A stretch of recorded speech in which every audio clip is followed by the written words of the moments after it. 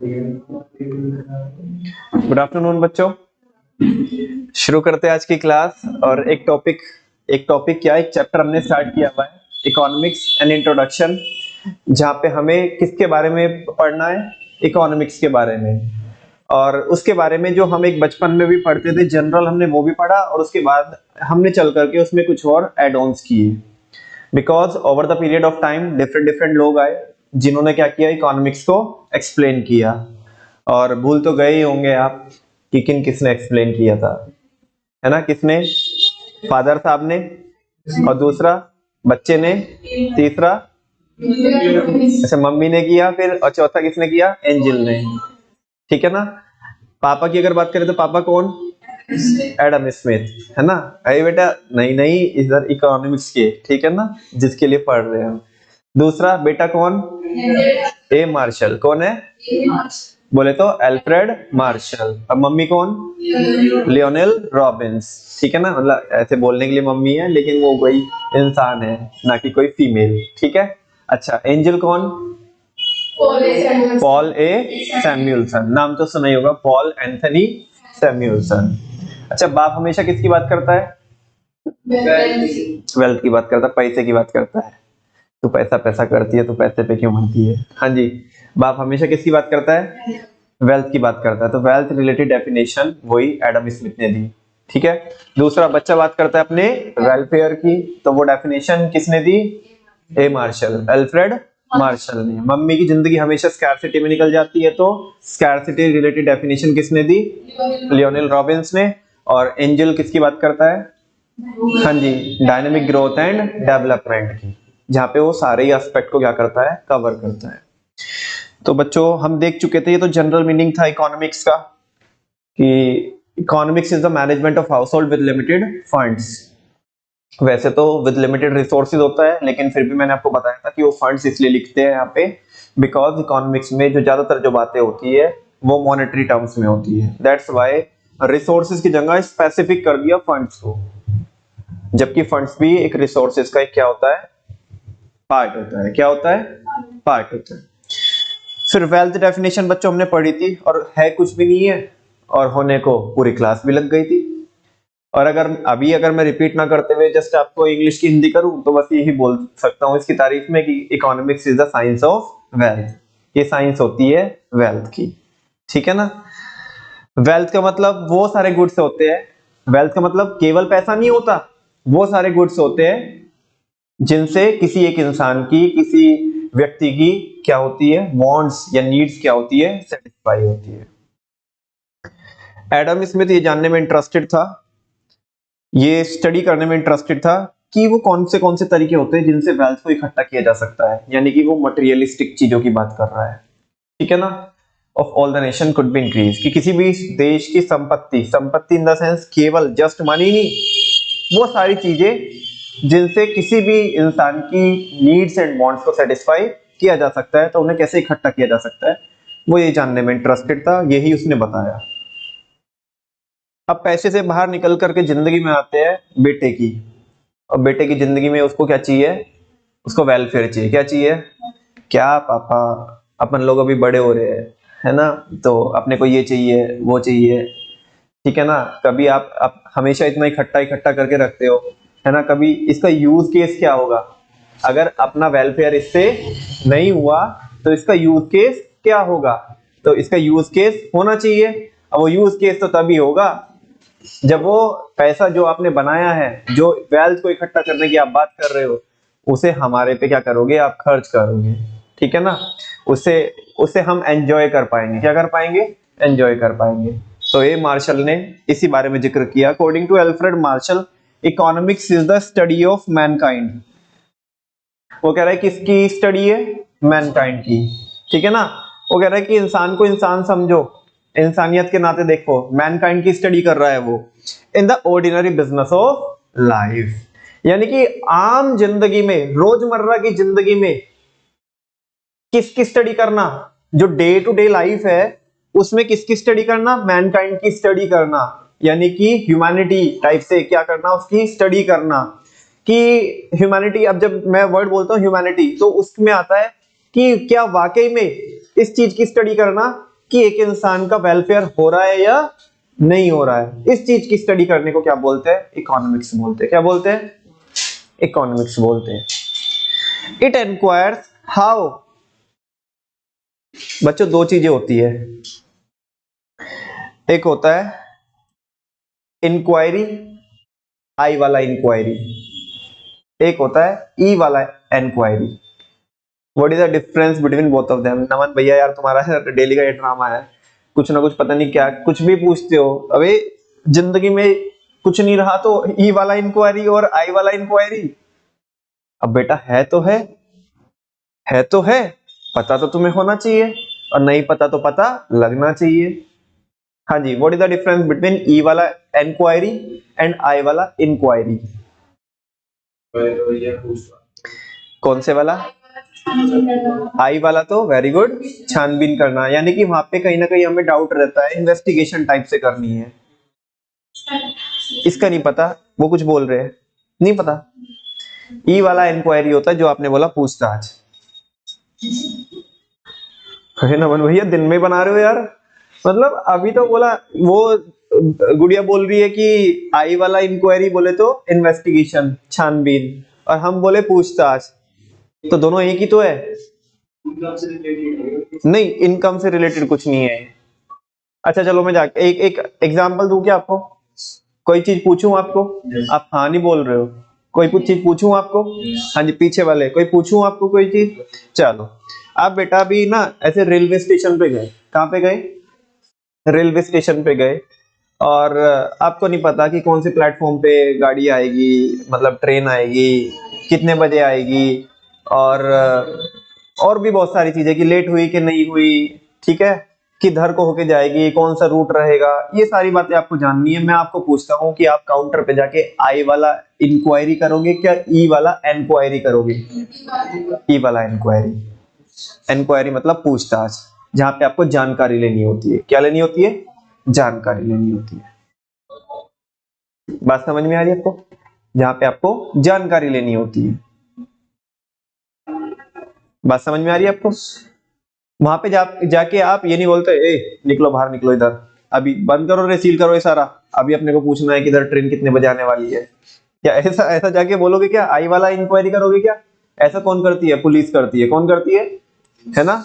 वो जो रेड लगती है या जो इन्वेस्टिगेशन होती है, तो ये बोलेंगे ना ए इधर अभी कोई एक्टिविटी नहीं चलेगी, अब ये सारा बंद कीजिएगा इधर, ठीक है ना, कोई फोन नहीं करेगा, कोई कुछ नहीं करेगा, इधर क्या चल रहा है? इंक्वायरी चल रही है। क्या चल रही है?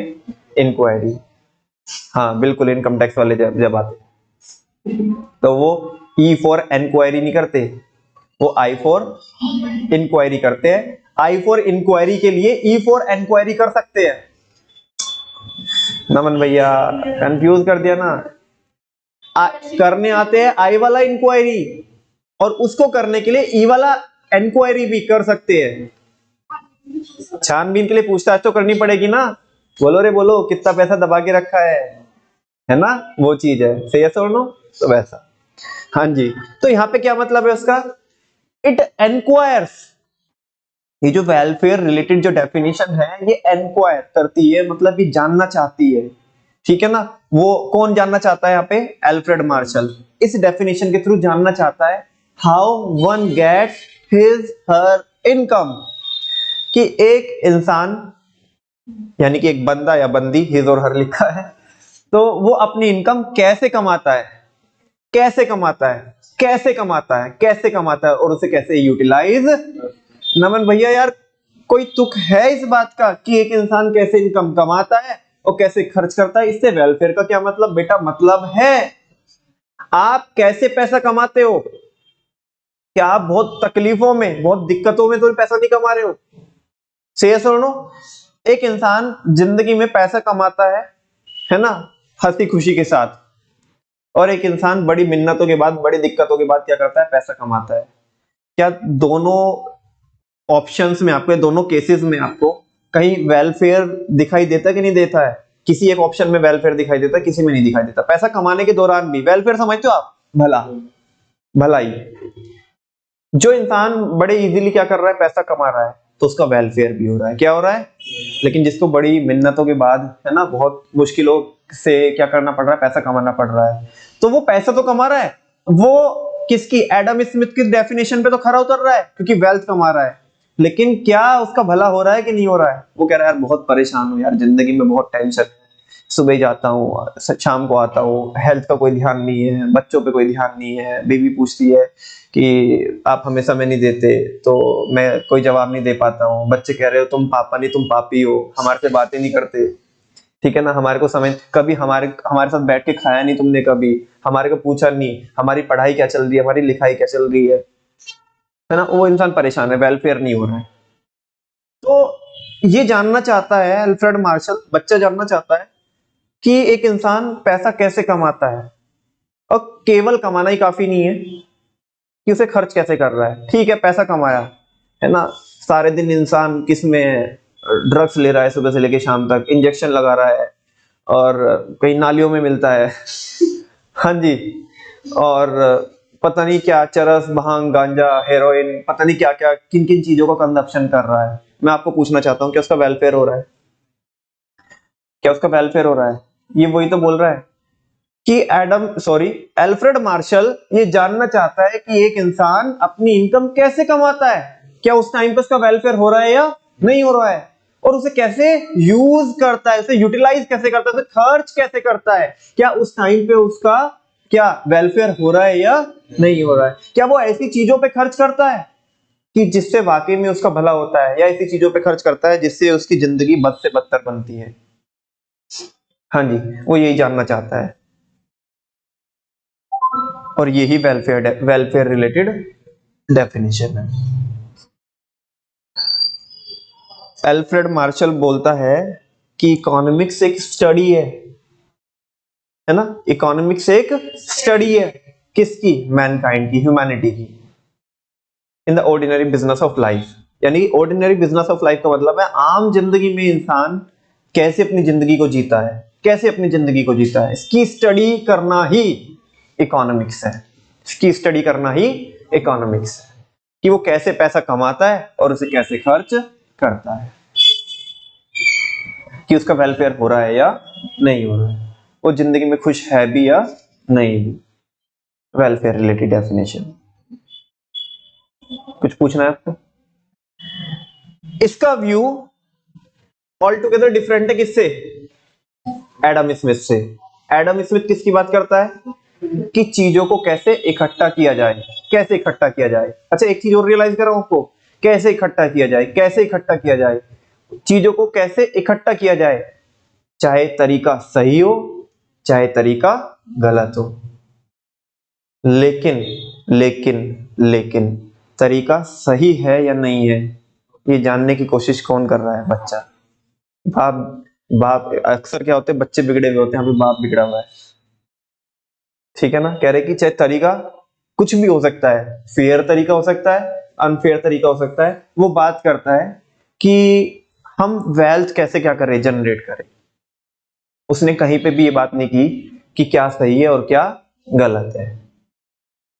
पैसा तो इंसान चोरी करके भी कमाता है, चोरी तो मैंने बहुत छोटी चीज बोल दी, इंसान पता नहीं क्या क्या करके पैसा कमाता है, स्मगलिंग करते हैं लोग, ठीक है ना, मर्डर कर देते हैं, सुपारी लेते हैं लोगों की, लेकिन क्या वेलफेयर हो रहा है?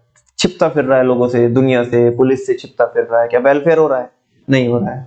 अच्छा उस पैसे को खर्च भी कैसे करता है, उल्टी सीधी जगह, से और नो, वेलफेयर नहीं होता।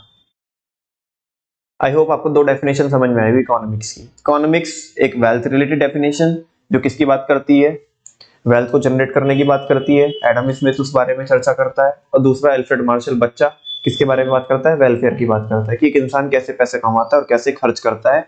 ये इसी चीज की स्टडी है कि आम इंसान अपनी रोजमर्रा की जिंदगी कैसे जीता है, अपना जीवन कैसे यापन करता है ना, वो चीज। नेक्स्ट है, अब पिक्चर में आती है मम्मी, और मम्मी की जिंदगी स्कैरसिटी में, ये चीज की कमी है, वो चीज की कमी है, इस घर में 25 सालों से कुछ नहीं आया, मेरी तो जिंदगी बर्बाद हो गई, ठीक है ना, पता नहीं मेरे घर वालों ने क्या सोच करके क्या तो देखा था। तो ये तमाम चीजें होती है, जो शिकायतें किसको होती है, मम्मी को होती है ना। सब कितनी ख्वाहिशें होती है, हमने तो आज तक कुछ नहीं मांगा, हमें कुछ मिला नहीं है, हम कुछ लेना भी नहीं चाहते हैं, सारी बातें अपने आप ही कर रही है, ठीक है ना। मतलब जिंदगी में कमी भी है और चाहती भी कुछ नहीं है। तो वही डेफिनेशन जो है स्कैर्सिटी की डेफिनेशन है, जिसके बारे में कौन बात कर रहा है? Lionel Robbins. कौन बात कर रहा है? Lionel Robbins. According to the professor Lionel Robbins, economics is the science. वो भी मानता है कि इकोनॉमिक्स क्या है? साइंस है। इकोनॉमिक्स क्या है?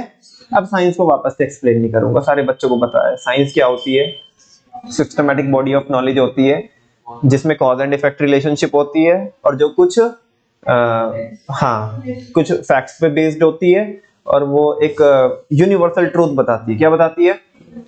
कि भाई बॉल को उछालोगे तो नीचे ही आनी है, पानी में फोर्स लगाओगे तो वो भी तुम्हारे को फोर्स लगाएगा, बॉल को पुश करोगे तो वो भी तुम्हें पुश करेगी। तो कुछ यूनिवर्सल ट्रूथ्स है। तो इकोनॉमिक्स क्या बोल रहा है? लियोनेल रॉबिन्स बोल रहा है कि इकोनॉमिक्स एक साइंस है विच स्टडीज ह्यूमन बिहेवियर, जो ह्यूमन के बिहेवियर को स्टडी करती है। किसको स्टडी करती है? ह्यूमन के बिहेवियर को स्टडी करती है कि उसका बिहेवियर क्या होगा, किसको लेकर के? उसकी वांट्स को लेकर के, और उसके पास जो रिसोर्सेज अवेलेबल है उसको लेकर के उसका बिहेवियर क्या होगा। इकोनॉमिक्स एक ऐसी साइंस है विच स्टडीज ह्यूमन बिहेवियर, जो ह्यूमन बिहेवियर की स्टडी करती है एज अ रिलेशनशिप बिटवीन, जो किसके बीच में संबंध बनाने का काम करती है, रिलेशनशिप बनाने का काम करती है, रिश्ता डेवलप करने की बात करती है। एंड्स, एंड्स का मतलब क्या होता है बेटा? यहाँ पे एंड्स, एंड्स, एंड्स, एंड्स का मतलब है, सारे बच्चों को पता है, पहले भी हमने पढ़ा था, एंड्स का मतलब है वांट्स। एंड स्केयर्स रिसोर्सेज या मींस, मींस का मतलब होता है रिसोर्सेज, कि दोनों के बीच में क्या ताल्लुकात है। विच हैव ऑल्टरनेटिव यूजेस, जिनका क्या होता है? ऑल्टरनेटिव यूज होता है। इकोनॉमिक्स एक ऐसी साइंस है, इकोनॉमिक्स एक ऐसी साइंस है जो रिश्ता डेवलप करती है रिसोर्सेज और ह्यूमन वांट्स के बीच में, स्केयर्स रिसोर्सेज और ह्यूमन वांट्स के बीच में, और उन रिसोर्सेज के बारे में बात कर रहा है जिनका क्या है? ऑल्टरनेटिव यूज है। क्या है? ऑल्टरनेटिव यूज है। पुराने अगर बचपन के, अगर आपको मेरा एग्जांपल पता, तो मैंने बोला था कि अभी आप 10th क्लियर करके आए हो, 11th में आए हो, और अभी तो खैर 12th में आने वाले हो। तो आपने बोला कि पापा बोर्ड के एग्जाम दे के आए, अब तो हमें कुछ तो अब मतलब थोड़ा जीना है हमने जिंदगी, क्योंकि तुमने बोला था कि बेटा बस 9th में बोला था कि एक बार क्या कर ले, 10th कर ले, फिर तो मजे ही मजे है। तो वो हाँ जी, तो वो मजे मेरे को दिखाई नहीं पड़ रहे हैं कि वो मजे कौन से है। तो आप कुछ पैसा दीजिएगा हमें ताकि हम मजे ले। हमें क्या करना है? हमें पार्टी करने जाना है, हमें मूवी देखने जाना है, हमें रिचार्ज भी कराना है, करना भी है, कराना भी है, whatever.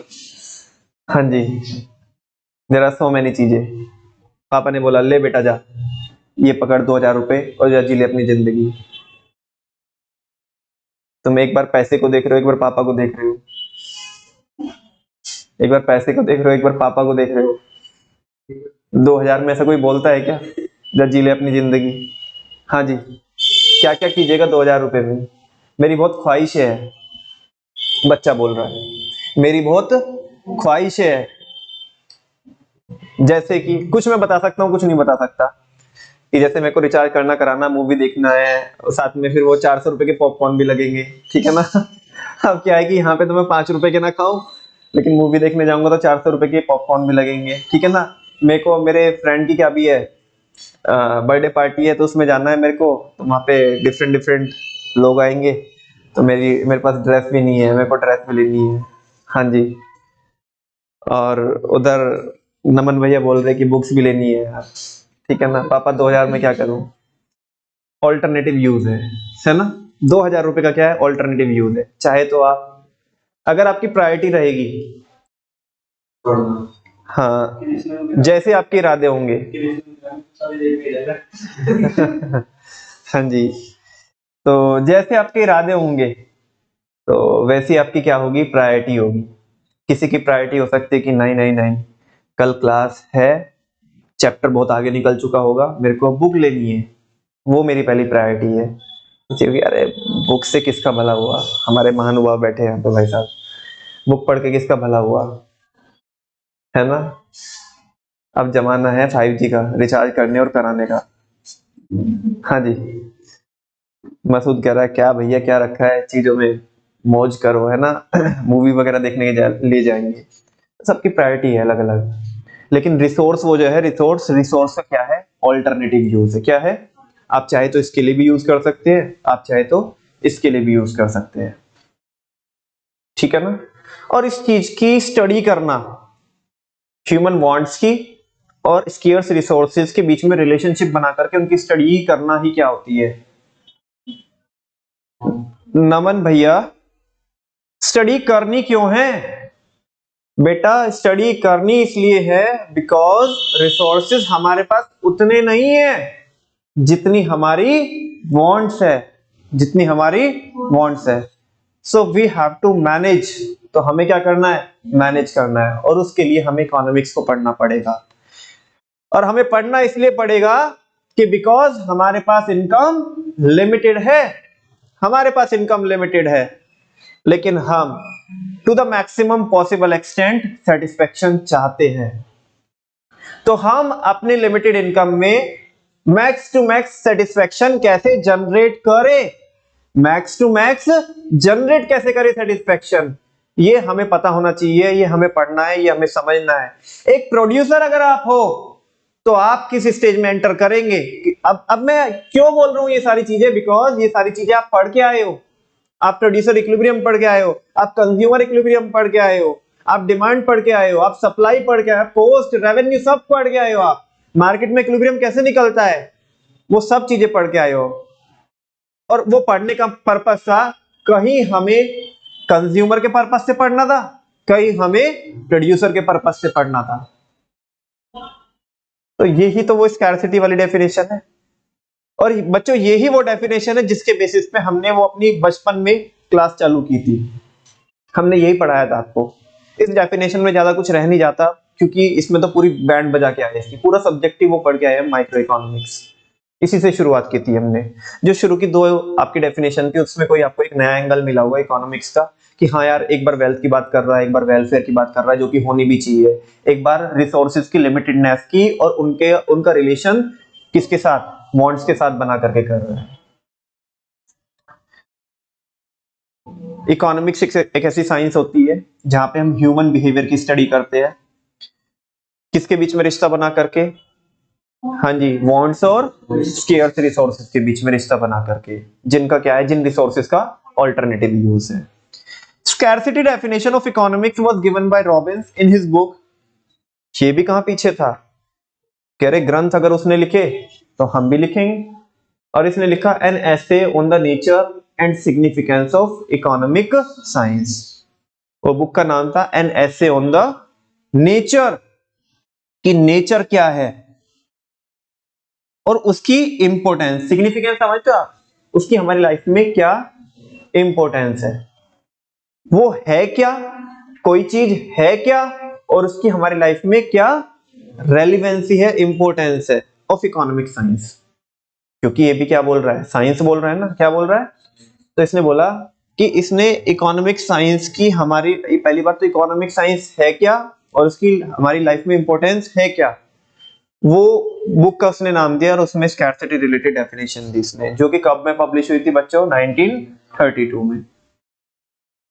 Scarcity definition is based on the following fundamental facts, जो मेरे को बताने की बिल्कुल भी जरूरत नहीं है, सारे बच्चे मेरे को शक की निगाहों से देख रहे हैं, तो हमें पता है कि ह्यूमन वांट्स अनलिमिटेड होती है, जो कि सच बात है।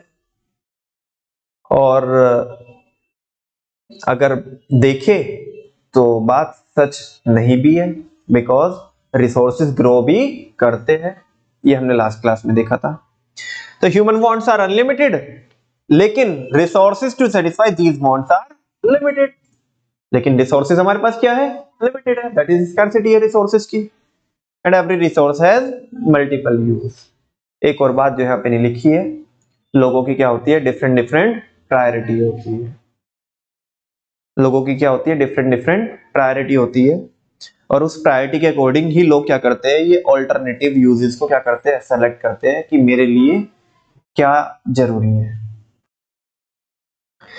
These facts give rise to the economic problem और central problem। इन facts की वजह से ही कौन arise होती है?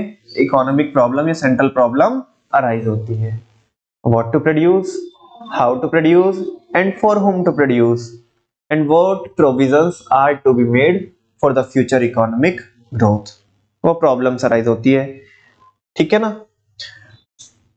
अच्छा एक बात बताओ, वो जो प्रॉब्लम्स होती है वो किसी इंडिविजुअल को होती है, किसी फार्म को होती है, किसी स्टेट को होती है, किसी कंट्री को होती है, या इन सबको होती है?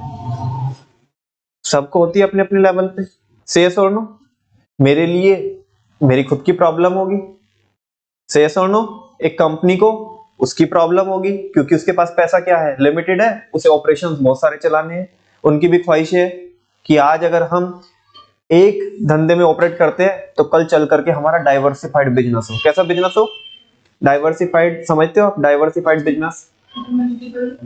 हाँ, जब हमारे मल्टीपल प्रोडक्ट्स में हम ऑपरेट कर रहे होते हैं, यानी कि more than one line of product हमारे है, तो उस केस में जो हमारा बिजनेस होता है वो डाइवर्सिफाइड होता है। कैसा होता है? एक्सपेंशन में और डाइवर्सिफिकेशन में फर्क होता है बच्चों।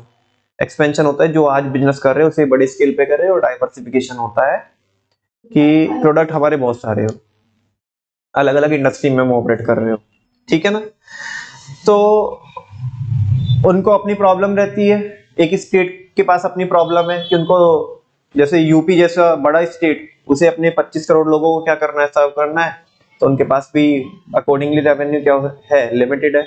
एक देश की अपनी क्या है, लिमिटेशंस है कि उसको पैसा चाहिए, और चीजों को हमें क्या करना है, चीजों पे खर्च करना है पैसा हमें। जैसे कि अगर आज भी बच्चों बजट आया है, 1 फरवरी आज है, तो आज बजट आया है, हालांकि इंटरिम बजट आया है जो पूरे साल के लिए नहीं आता, कुछ टाइम पीरियड के लिए आता है। तो आप देखोगे तो उसमें एक कॉन्सेप्ट होता है 12th क्लास में, गवर्नमेंट बजट, हम सबसे पहले वही चैप्टर पढ़ते पढ़ाते हैं। तो उसमें एक फिस्कल डेफिसिट करके कॉन्सेप्ट होता है, वो होता है बेसिकली, अगर मैं नॉर्मली बताऊं तो घाटा, कि घाटा कितना होगा गवर्नमेंट को। तो गवर्नमेंट ने एस्टिमेट किया है इंटरिम बेसिस पे कि 5.1% ऑफ द जीडीपी हमें क्या रहने वाला है, घाटा रहने वाला है। इसका मतलब सरकार चीजों पे खर्च ज्यादा करेगी और कलेक्शन कम करेगी, ठीक है ना। तो यहां से क्या पता चल रहा है हमें, सरकार के सामने भी क्या है, स्कैर्सिटी है, तभी तो घाटा आ रहा है उन्हें। स्कैर्सिटी ना होती तो कौन सा घाटा आने वाला था, सरप्लस ही सरप्लस होती चीजें। तो वो चीजें, तो ये जो प्रॉब्लम्स होती है, सेंट्रल प्रॉब्लम्स, ये किसी इंडिविजुअल के लिए नहीं होती, ये खाली किसी फर्म के लिए नहीं होती, किसी कंपनी के लिए नहीं होती, किसी स्टेट के लिए नहीं होती, किसी कंट्री के लिए नहीं होती, सबको लगती है अपने अपने लेवल पे problem. According to Robbins, these fundamental characteristics are found everywhere.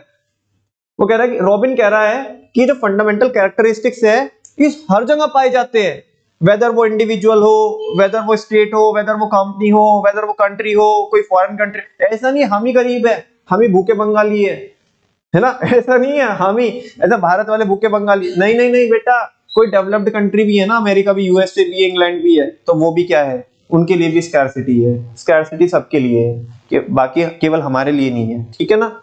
तो वो बोल रहे हैं कि वो हर जगह पाई जाती है, it is found everywhere in all countries and at all times, और हर समय क्या है, स्कैर्सिटी है। बेटा सबकी जिंदगी में ना, जिंदगी में खुश कोई है ही नहीं है ना।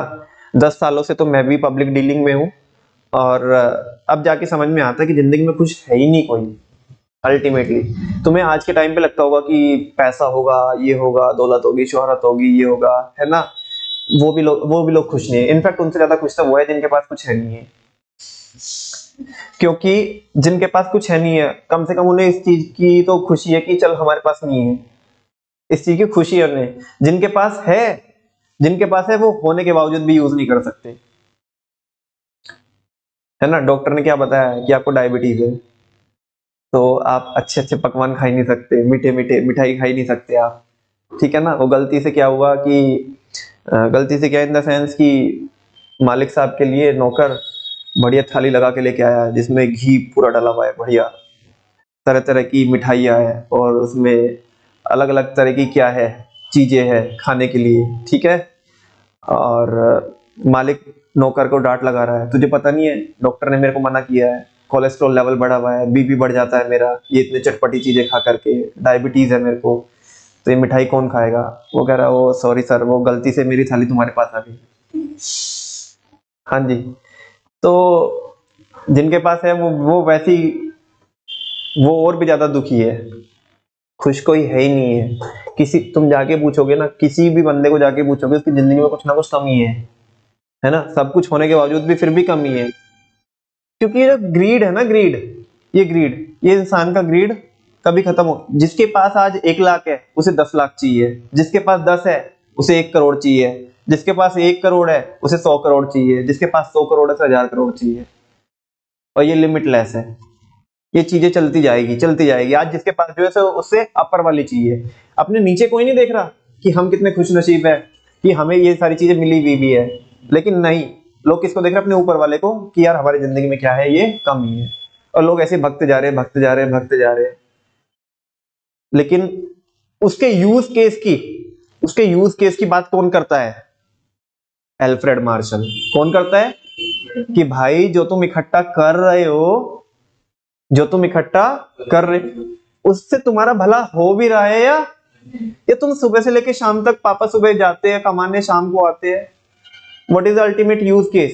तुमने वो सारी चीजें कमाने के लिए, तुम बहुत डीप में जाके सोचना, वो सारी चीजों को कमाने के लिए तुमने अपनी हेल्थ गवा दी और अपनी 100 बीमारियां अपनी बॉडी में इकट्ठी कर ली, और एट लास्ट जो सारा इकट्ठा किया था वो भागा दौड़ी की जिंदगी में, वो डॉक्टर के पास, है ना। हाथ पल्ले तो कुछ लगा ही नहीं, लाइफ को तो एंजॉय किया ही नहीं।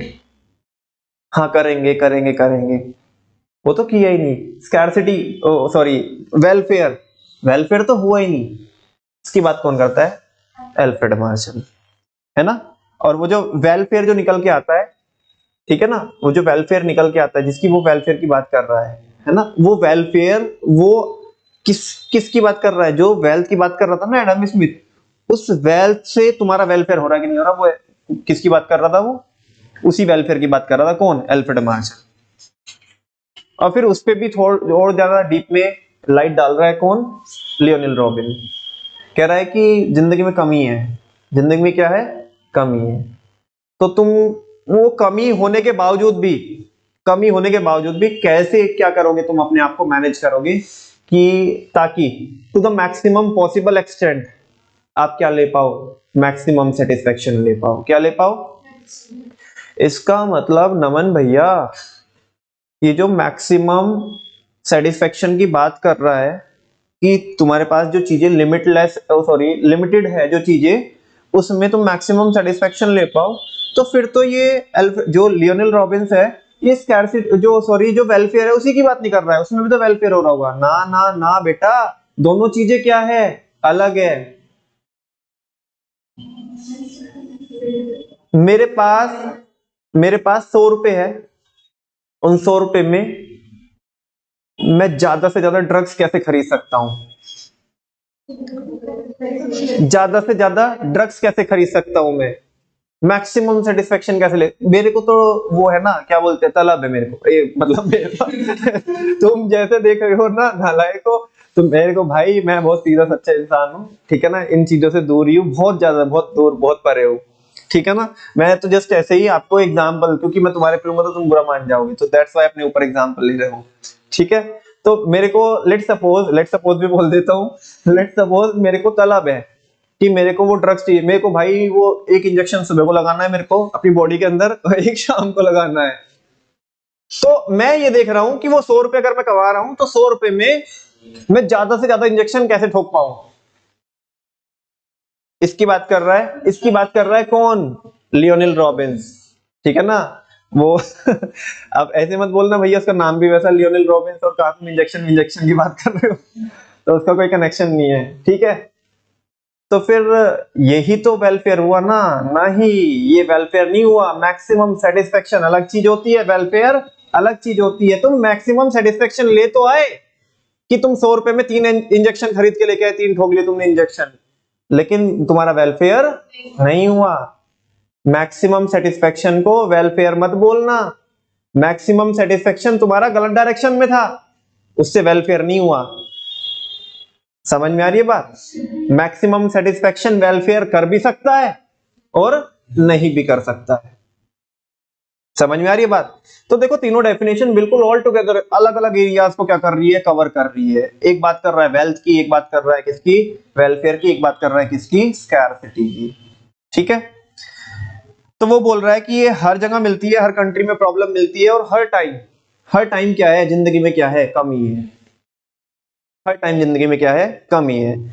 Economics deals with how the scarce resources. अब देखो न, अब ना वो क्या कर देगा इसको, बस इसका जिस्ट देगा आपको, कंक्लूड कर रहा है बात को, एक क्लोजिंग स्टेटमेंट दे रहा है कि इकोनॉमिक्स, वो कहना चाहता है कि इकोनॉमिक्स डील करती है, स्टडी करती है कि हम अपने स्केर्स रिसोर्सेज को, जो सोसाइटी के स्केर्स रिसोर्सेज है, उन्हें कैसे एलोकेट करें, कैसे एलोकेट करें, कैसे डिवाइड करें to the satisfaction of different wants, ताकि हम अपनी चाहतों को क्या कर पाए, to the maximum possible extent satisfy कर पाए।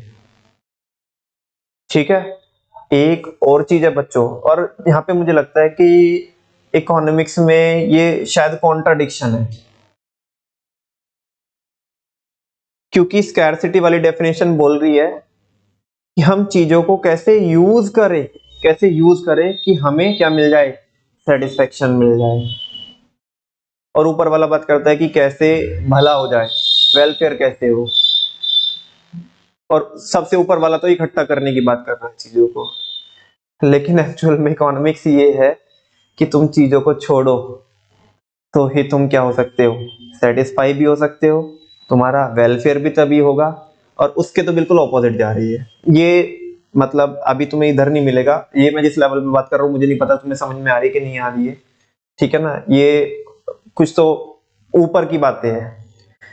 एक बार मैंने शायद इसका एग्जांपल भी दिया था आपको कि लॉ ऑफ डीएमयू बोलता है कि जैसे जैसे हम ज्यादा कंजप्शन करते जाते हैं तो सेटिस्फेक्शन क्या होता है का। तो कर क्यों रहे हो, क्यों कर रहे हो ज्यादा कंजप्शन, छोड़ो ना, तभी तुम्हारा क्या होगा, वेलफेयर होगा। तभी क्या होगा, तभी तुम क्या हो सकते हो, सेटिस्फाई हो सकते हो। अदरवाइज इस वर्ल्ड में कोई लिमिट नहीं है, ये लिमिटलेस वर्ल्ड है। कुछ भी हो जाएगा ना तुम्हारे पास जिंदगी में, फिर भी कमी रहेगी। तो चीजों को छोड़ो, वो एंगल यहाँ पे नहीं है। खैर नोट, मुझे नहीं पता आगे, क्या पता इस चीज पे और भी रिसर्च हो आगे, ठीक है ना, कोई भी कर सकता है ना। लेकिन ये ऐसा मेरा मानना है कि जब इकोनॉमिक्स से खुद कॉन्सेप्ट बोलते हैं कि चीजों को छोड़ो तो तुम्हें ज्यादा, क्योंकि ज्यादा कंज्यूम करोगे तो सेटिस्फेक्शन डिक्लाइनिंग मैनर में होगा। तो वो सेटिस्फेक्शन अगर तुम्हें बढ़ाना है तो मत करो ना, मत करो ना यूज। और जब यूज नहीं करोगे तो स्केर्स रिसोर्सेज जो हमारे हैं, है ना, उनका भी एक्सप्लॉयटेशन नहीं होगा। छोड़ो ना आप चीजों को, इकट्ठा ही क्यों करनी है, क्यों कंज्यूम करना है। जो वेलफेयर की बात कर रहे थे वो वेलफेयर उसी में ही है, हमारा भी वेलफेयर उसमें ही है ना, और आने वाली जनरेशन का भी वेलफेयर उसमें ही है। समझ में आ रही है ना। ऐसा नहीं है कि किसी दूसरे की शादी में गए हैं तो ठीक है भाई, छुट्टी का मिल रहा है तो खाओ, अबे खाना उसका, पेट तो अपना है, हेल्थ तो तुम्हारी बिगड़ेगी। तो वो चीज है। हाँ चलो, कह रहे नोट में कह रहा है scarcity is the root cause of all economic problems. Scarcity ही क्या है, रूट कॉज है सारी प्रॉब्लम का। स्कैरसिटी क्या है, रूट कॉज है जितनी भी क्या है प्रॉब्लम्स है। There would have been no economic problem, कहते कोई इकोनॉमिक प्रॉब्लम होती ही if resources are not scarce, अगर रिसोर्सेज स्केर्स। एक जमाने में, पता नहीं ऐसा बोलते हैं, मुझे नहीं पता कि ऐसा था या नहीं था, मे बी ये सच्चा भी हो सकता है और मे बी शायद ये इमेजिनेशन कुछ करके हो सकती है, कि एक जमाना था कि जब कल्प वृक्ष हुआ करते थे। Have you heard the word कल्प वृक्ष, नाम से डिफाइंड है कल्प वृक्ष, कि उसके सामने जाके कुछ भी कल्पना करो और साक्षात, है ना, वो चीज आपके सामने आपको मिल जाएगी। तो इसका मतलब रिसोर्सेज क्या नहीं थे, स्केर्स नहीं थे, तो इतनी हाई तौबा भी नहीं थी, क्योंकि जिसको जो चाहिए था वो मिल जाता था, ठीक है ना। लेकिन आज के टाइम में ऐसा नहीं है। तो कह रहे स्कैरसिटी की वजह से ही तो ये सब्जेक्ट पढ़ना पड़ रहा है। ये स्कैरसिटी जो होती है ना, ये हमारी डेली लाइफ को अफेक्ट करती है। किसको अफेक्ट करती है, डेली लाइफ को, है ना। हर एक बंदे की अपनी स्कैरसिटी है अपनी जिंदगी में, और उसके अपने चैलेंजेस है, उसे डील करना है, उसे मैनेज करना है, ठीक है ना। तो कह रहा है the long queues at railway reservation counter, लंबी लंबी जो लाइनें लगी हुई है किस पे, रेलवे रिजर्वेशन काउंटर पे, शायद अभी ना लगी हुई हो, ऑनलाइन हो जाता है, है ना। लेकिन अब उसको थोड़ा दूसरे एंगल से देख सकते हो कि वो जो वेबसाइट्स पे ट्रैफिक आता है, रश आता है, वेबसाइट क्रैश हो जाती है, ठीक है ना। तो ये क्या है, क्यों क्यों हो जा रही है वो क्रैश? बिकॉज उन्होंने उतनी एफिशिएंट नहीं बनाई हुई, जनता ज्यादा है, डिमांड क्या है, ज्यादा है, वांट्स लोगों की क्या है, ज्यादा है। तुमने उसके हिसाब से सिस्टम डिजाइन नहीं किया। क्यों नहीं किया? स्कैर्सिटी। क्या है? स्कैर्सिटी। तो कह रहे हैं कि लंबी लंबी लाइनें लगी हुई, क्राउडेड बस, बसों में क्या है, बहुत ज्यादा।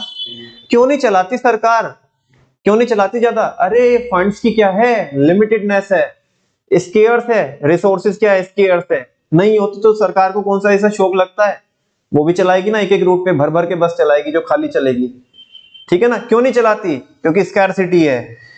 तो कह रहे हैं कि क्राउडेड बस, ट्रेन, एक बार ऐसे इंसान खड़ा हो जाए तो बस ऐसे ही होगा, इधर इधर इधर इधर, ऐसे हो ही नहीं सकता, ठीक है ना। हाँ जी। शॉर्टेज ऑफ असेंशियल कमोडिटीज, जो असेंशियल कमोडिटीज है उनकी क्या है, शॉर्टेज है। Are some example of scarcity. ये सब किसके एग्जांपल है? स्कैर्सिटी के एग्जांपल है।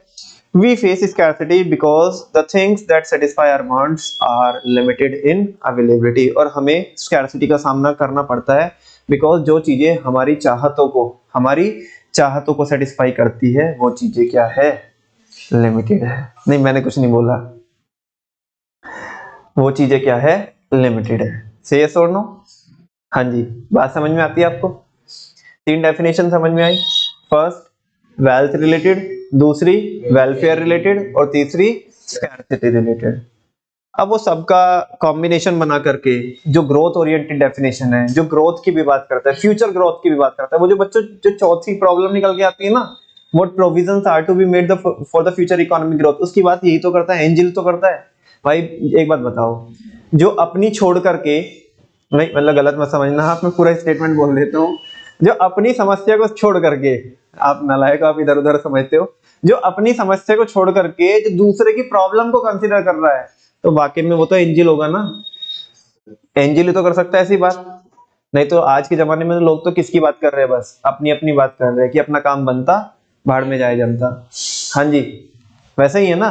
तो वो तो एंजिल ही होगा ना, कि जो आने वाली जनरेशन की भी बात कर रहा है, जो ग्रोथ की बात कर रहा है कि जी ग्रोथ कैसे होगी। और वो जो चौथे वाली जो वो जो फैक्ट निकल के आता है ना कि what provisions are to be made for the future economic growth, वो इसी की डेफिनेशन से निकल के आता है कि तुम ये बताओ कि तुम सारी आज छुट्टी से ऐसे सारे रिसोर्सेज यूज नहीं कर सकते, तुम आने वाली जनरेशन के लिए क्या छोड़ के जाओगे, ठीक है ना।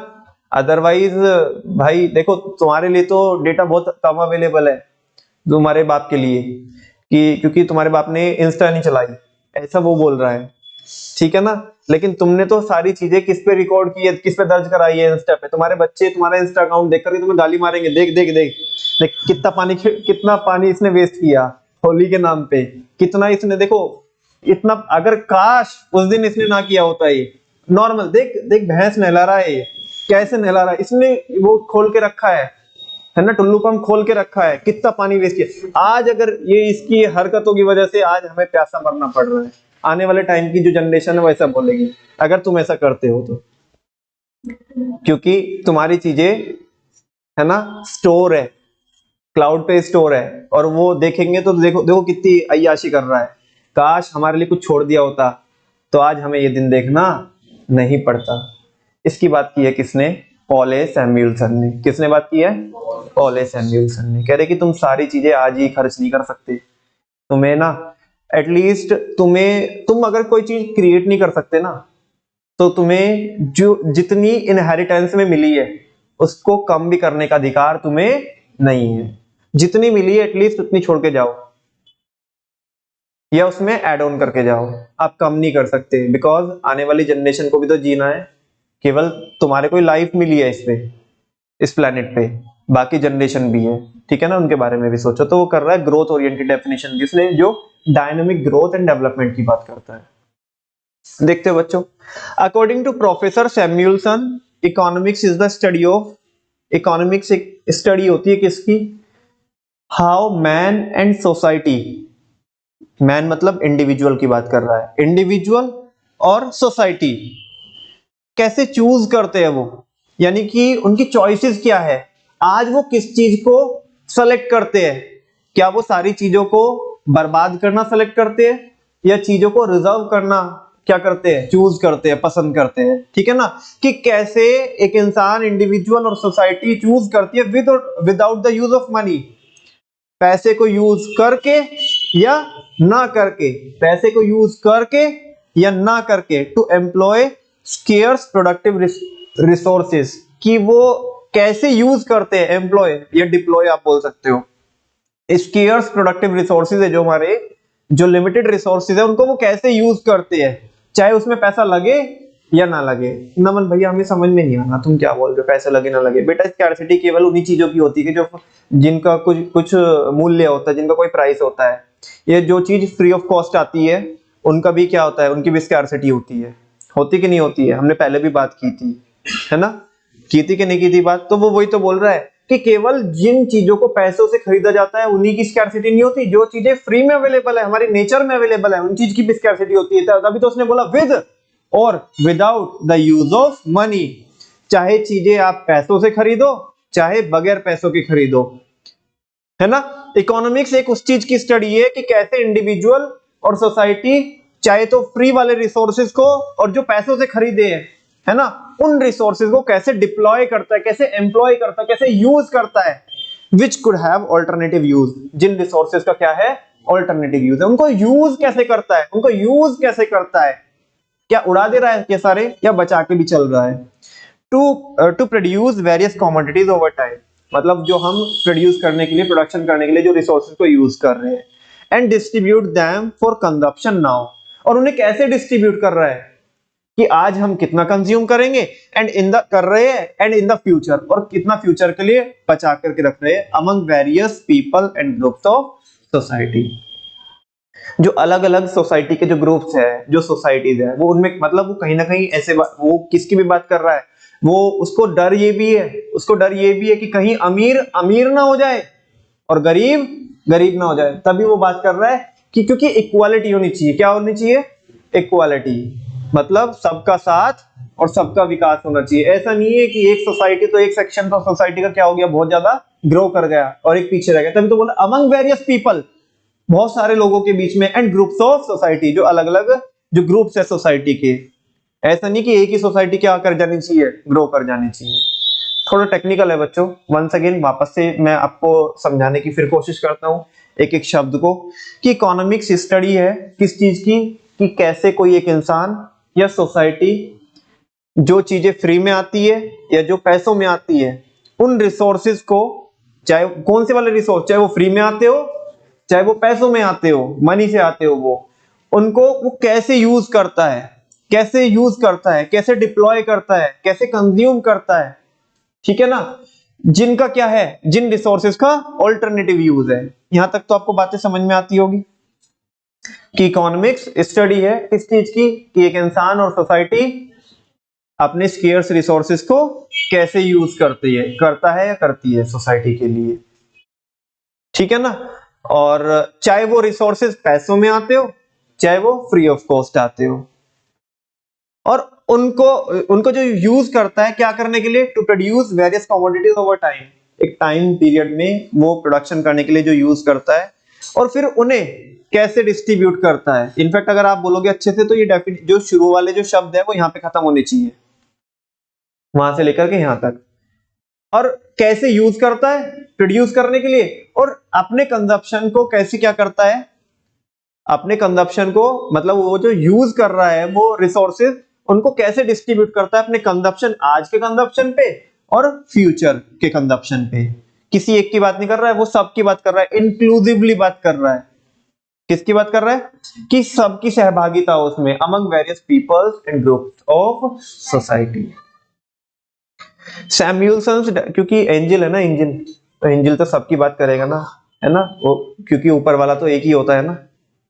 वो बात अलग है कि सब कोई अलग अलग तरीके से अपने अपने ढंग से मानते हैं, लेकिन ऊपर वाला किसी ना किसी के साथ कोई भेदभाव करेगा कि ये है तो मेरी इससे जेलसी है, और अगर ऊपर वाले को भी ऐसा जेलसी होगी, लोग बोलते हैं, लोग अपने मकसद से बोलते हैं, अगर ऊपर वाले को भी अगर ऐसी जेलसी होगी तो फिर वो ऊपर वाला ही क्यों है, फिर तो वो आम इंसान है।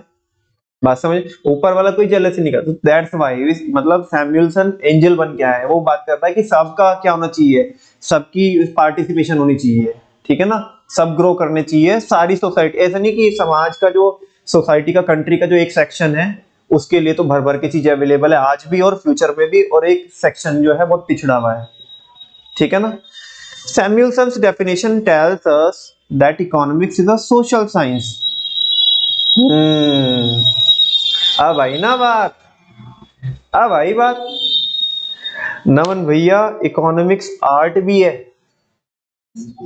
इकोनॉमिक्स साइंस भी है, और इकोनॉमिक्स सोशल साइंस भी। और बच्चों जो तुम आज पढ़ रहे हो ना, बिलीव मी कि ये नॉलेज आपको इन फ्यूचर इतना हेल्प करेगी। इनफैक्ट जो मैं आजकल आपको पढ़ा रहा हूँ ये बिजनेस स्टडीज के फर्स्ट चैप्टर को पढ़ने में आपको बहुत हेल्प करेगी, बिकॉज जो चीजें आप आज इकोनॉमिक्स के लिए पढ़ रहे हो वही चीजें आप मैनेजमेंट के लिए भी पढ़ोगे। आपको बताना होगा कि मैनेजमेंट साइंस है, सोशल साइंस है, या आर्ट है, या प्रोफेशन है, या क्या है। वो सॉफ्ट साइंस है, एग्जैक्ट साइंस है, इनएग्जैक्ट साइंस है, लाइक फिजिक्स और केमिस्ट्री है, वो सारी चीजें आपको वहां पे पढ़नी होगी, तो उसमें बड़ा काम में आएगी ये चीजें जो आजकल आप पढ़ रहे हो। अच्छा देखो, वंस अगेन एडम स्मिथ ने किसकी बात की? वेल्थ को जनरेट करने की बात की। वो कह रहा चीजों को इकट्ठा कैसे करना है। दूसरा वो कह रहा इकट्ठा करते हुए तेरा वेलफेयर हो रहा है, ढोकले नहीं हो रहा है, ये भी तो देख। बच्चा बात कर रहा है, बच्चा, हालांकि ये बच्चे में इतनी मैच्योरिटी होती नहीं है ना, बाप में होनी चाहिए इतनी मैच्योरिटी, लेकिन क्या करे जमाना उल्टा है, तो बच्चा इतनी मैच्योरिटी की बात कर रहा है, बाप ढसर रहा है और बच्चा स्कैर्सिटी उसकी बात कर रहा है, वेलफेयर की बात कर रहा है। उसके बाद मम्मी किसकी बात करती है? स्कैर्सिटी की बात करती है। किसकी बात करती है? स्कैर्सिटी की बात करती है। लेकिन ऑल टुगेदर ये जो एंजल है, एंजल बात कर रहा है किसकी? कि सारी सोसाइटी के हर एक सेक्शन की इंक्लूसिव ग्रोथ हो रही है कि नहीं हो रही है आज, और इनफैक्ट फ्यूचर में ग्रोथ हो रही है कि नहीं हो रही है। से यस और नो? तो ये तो सोसाइटी को स्टडी करने की बात कर रहा है। किसको स्टडी करने की बात कर रहा है? तो ये तो भाई सोशल साइंस है। ये क्या है? सोशल साइंस है। बात समझ में आ रही है? तो Samuelson definition tells us that economics is a social science. वो बात कर रहा है कि सोशल साइंस है, हमें लोगों को स्टडी करना है, and it is mainly concern with the way how society employees it's limited resources. और वो कह रहा है कि सोसाइटी अपने लिमिटेड रिसोर्सेज को कैसे डिप्लॉय करती है, कैसे यूज करती है लिमिटेड रिसोर्सेज को फॉर ऑल्टरनेटिव यूजेस, अलग अलग यूज के लिए। So it is a modified version of the scarcity definition. ये किसका मॉडिफाइड वर्जन है? स्कैर्सिटी की डेफिनेशन का। स्कैर्सिटी की डेफिनेशन किसने दी थी? लियोनेल रॉबिन्स ने। किसने दी थी? लियोनेल रॉबिन्स ने। तो ये उसका क्या है? Modified version. जो वो तो किसके बारे में बात कर रहा है कि तुम आज कैसे यूज करोगे, आज कैसे यूज करोगे, वो केवल आज की बात कर रहा है। ये आज से हट करके ये कल की भी बात कर रहा है, तो उसी का मॉडिफाइड वर्जन है, ठीक है ना। आगे बच्चों, Samuelson's definition is concerned to be the most appropriate and satisfactory. कह रहे इसी की डेफिनेशन क्या है? काफी हद तक सही है। क्यों? क्योंकि ये कहीं ना कहीं जो आज है उसकी तो बात कर ही रहा है, लेकिन ये कल की भी बात कर रहा है, तो इसका मतलब इसमें स्कैर्सिटी भी आ गई। क्या भी आ गई? और ये सोसाइटी के हर एक सेक्शन की बात कर रहा है, तो वेलफेयर भी हो गया। क्या हो गया? बाप ही अलग था, वो बिल्कुल जो चीजों को इकट्ठा करने की बात कर रहा था, ठीक है ना। बाकी इसकी डेफिनेशन में स्कैर्सिटी भी आ जाती है, कवर हो जाती है, और वेलफेयर भी कवर हो जाता है। तो सैमुअल्सन की जो डेफिनेशन है काफी अप्रोप्रिएट और सेटिस्फैक्टरी है। इसको हम बोल सकते हैं कि हाँ भाई इकोनॉमिक्स में हम इसकी स्टडी करते हैं। It not only includes all the issues which were highlighted in the earlier definition. ये उन मुद्दों को तो टच करता ही है जिनको पहले लोगों ने किया है, मम्मी ने किया है, बच्चे ने किया है, उन मुद्दों को तो ये टच करता ही है, but also take up the issue of economic growth and social welfare. ये इकोनॉमिक ग्रोथ की भी बात करता है, ये कल की भी बात करता है, और ये सोशल वेलफेयर की भी बात करता है। ये हर एक समाज के हर एक तबके की बात करता है, हर एक सेक्शन की बात करता है। और इस चैप्टर का बच्चों जो मेजर पोर्शन है और जो सबसे इंटरेस्टिंग पार्ट है वो खत्म हो जाता है। आप चाहे तो क्या भी बोल सकते हैं, बहुत लोगों को ये डेफिनेशन उल्टी सीधी भी कह रहे हैं, छोड़ना कुछ भी नहीं है इनके अंदर, लेकिन बहुत गहराई है इन डेफिनेशंस के अंदर, ठीक है ना। अब जो पिद्दी पोर्शन है जो अपन लोग क्या पे पढ़ते हैं, इकोनॉमी उसमें बिजनेस में पढ़ते हैं, आप ही लोग पढ़ते हैं 11th क्लास में, economic and non economic activity सबसे पहले ये पढ़ाया जाता है बिजनेस में, ठीक है ना। तो ये तो पिद्दी पोर्शन है, ये तो कल देख लेंगे हम, और कल ही बच्चों में इसका क्या कराऊंगा, रिविजन भी कराऊंगा। थैंक यू वेरी मच, आज के लिए इतना ही, बाकी कल